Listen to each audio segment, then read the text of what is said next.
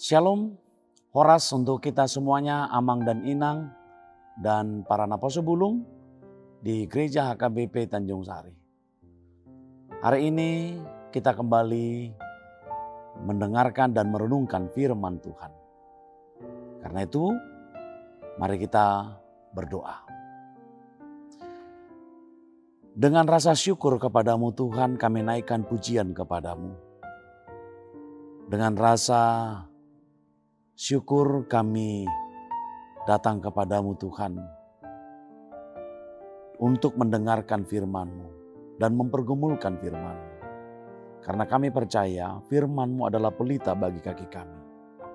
Maka di saat kami mendengarkan firman-Mu, berkatilah kami Tuhan.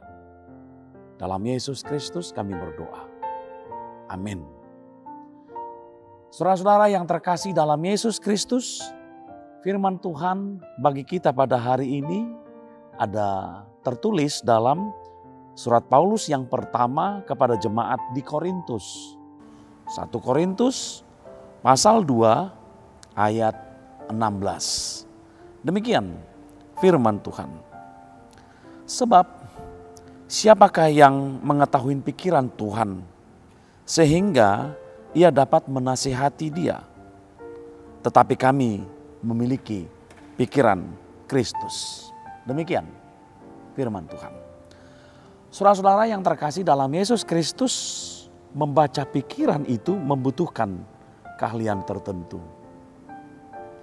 Membaca pikiran orang banyak, seseorang atau mungkin orang dekat kita, itu membutuhkan sebuah keahlian tertentu. Ya, bisa diperoleh melalui akademik secara formal. Ada sekolah yang bisa kita katakan membantu atau punya kurikulum tentang membaca pikiran. Bahkan bisa melalui pengalaman-pengalaman hidup sehari-hari. Kita bisa melihat membaca pikiran seseorang.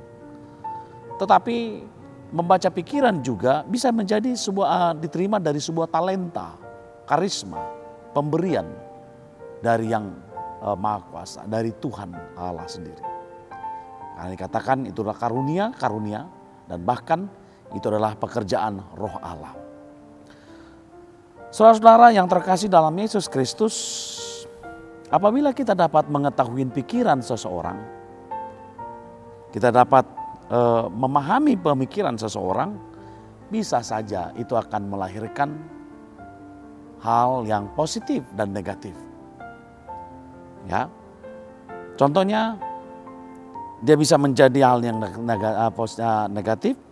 Orang tersebut akan mendikte atau menguasai orang tersebut karena dia sudah mengetahui pikirannya, mengendalikan orang tersebut karena dia sudah mengetahui pikirannya.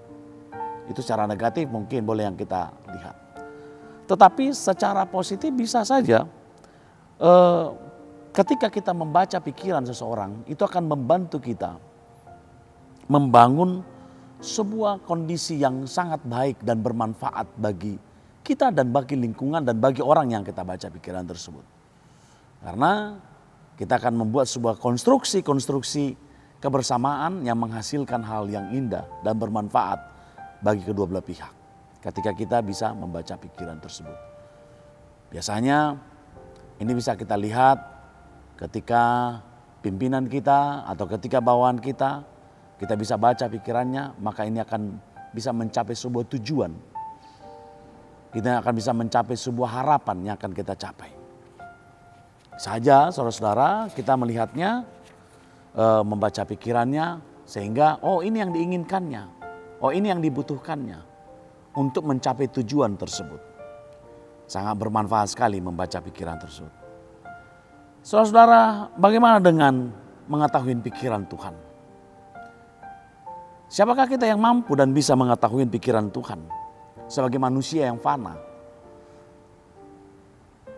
Kalau kita katakan ketika manusia jatuh ke dalam dosa, manusia itu selalu gagal mengetahui pikiran Tuhan.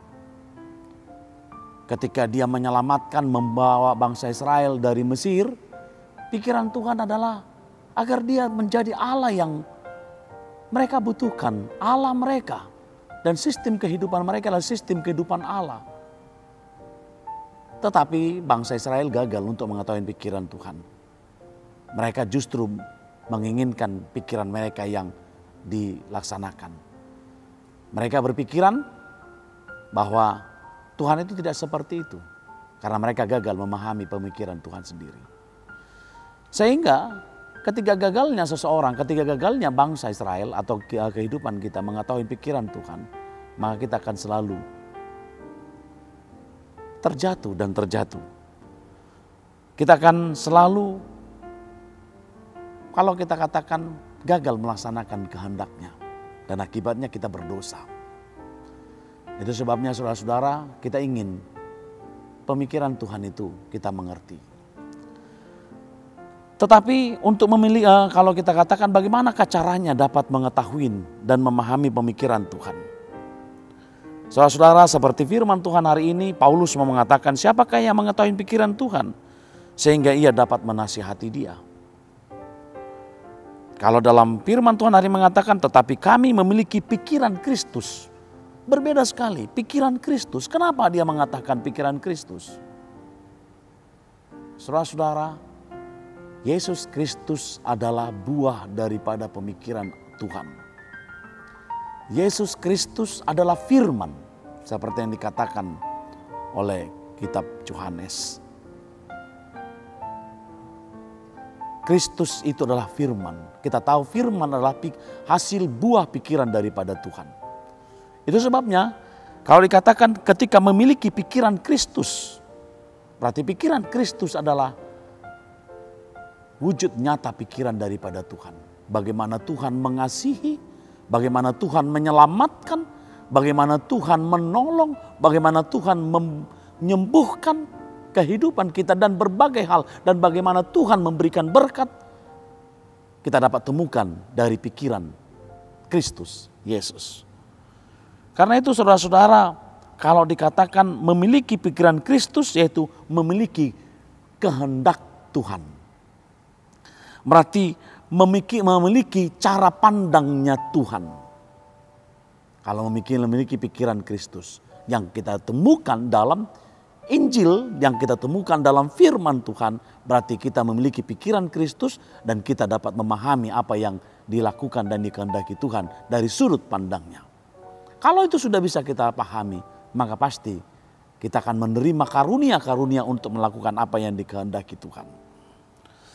Karena itu saudara-saudara, memiliki pikiran Kristus berarti kita memandang perkara dari cara Allah, bukan memandang perkara dari cara kita. Tidak memandang suatu kondisi, suasana kehidupan dari cara berpikir kita, pasti memandang cara berpikir Allah sendiri. Karena itu saudara-saudara, kita akan tahu apa yang akan kita lakukan. Kita akan tahu apa yang akan kita perbuat untuk kemuliaan Tuhan.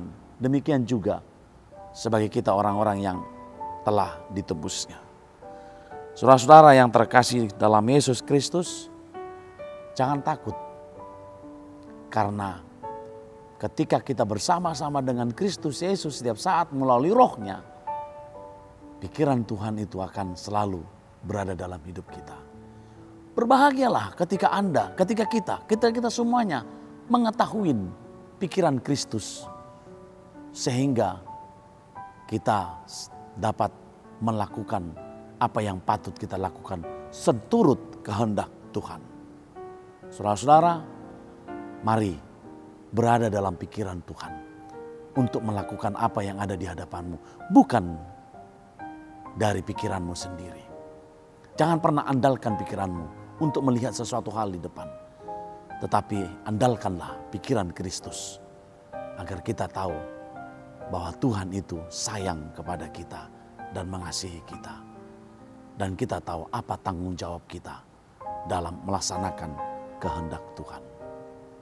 Amin. Kita berdoa.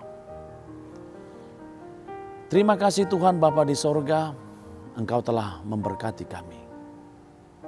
Engkau telah memberikan kepada kami sukacita. Pikiran-Mu Tuhan, pikiran Kristus Yesus telah berada dalam hidup kami, yaitu melalui firman.